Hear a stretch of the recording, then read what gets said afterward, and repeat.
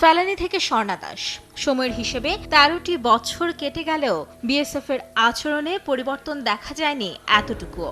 সবশেষ শুক্রবার ভোরে পঞ্চগড় সীমান্তে প্রাণ গেল আরেক ব্যবসায়ীর। অমানবিক হত্যাগুলোর বিচার যেন থেমে আছে দুই দেশের সীমান্তরক্ষী বাহিনীর পতাকা বৈঠকের মধ্যেই। আইন বিচার ও সালিশ কেন্দ্রের পরিসংখ্যান বলছে, গত ১৫ বছরে বিএসএফ এর গুলি ও নির্যাতনে অন্তত ৬০৭ বাংলাদেশির মৃত্যু হয়েছে, যেখানে চলতি বছরেই এখন পর্যন্ত ১৮টি মৃত্যুর ঘটনা ঘটেছে।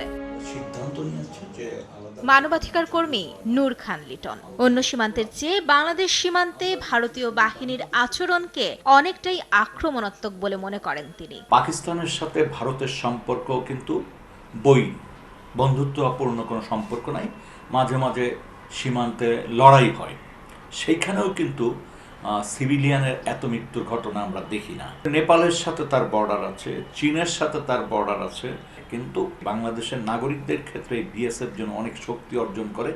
আইনজীবীরাও বলছেন, সীমান্তে নিরস্ত্র নাগরিকদের গুলি বা নির্যাতন করার বিষয়টি আন্তর্জাতিক আইন তো বটেই, এমনকি অন্য কোনো আইনও সমর্থন করে না। কাঁটাতারের বেড়া যদি পার হয়েও যদি ওই ভারতে প্রবেশ করে, তাহলেও কিন্তু গুলি করার কিন্তু আইন কিন্তু নাই। আন্তর্জাতিক আদালতও মামলা যদি বাংলাদেশ যদি চায়, সেক্ষেত্রে তো করতেই পারে। বাংলাদেশের সংবিধান বলেন বা ভারতের সংবিধান বলেন, এখানে কিন্তু মানুষের বিচার পাওয়ার অধিকারের কথা কিন্তু বলা আছে।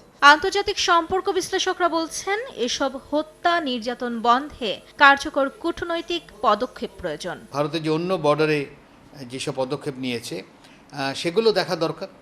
তার মধ্যে চীনের সাথে 96-এ তারা যে চুক্তি করেছে, সেটা হলো 2 কিলোমিটারের মধ্যে কোনো অস্ত্র তারা কেউ নিয়ে আসবে না।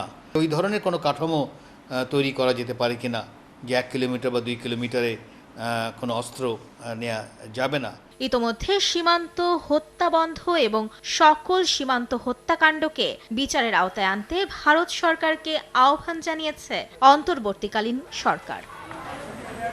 সকলের সঙ্গে বন্ধুত্ব, কারো সঙ্গে বৈরিতা নয়, এটি বাংলাদেশের পররাষ্ট্রনীতি। কিন্তু তার মানে এই নয় যে কেউ অন্যায় করলেও সেটি মেনে নিতে হবে।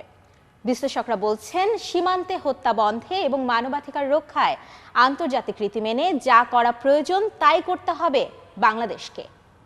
মাইমুনা হায়দার চৌধুরী, সময় সংবাদ, ঢাকা।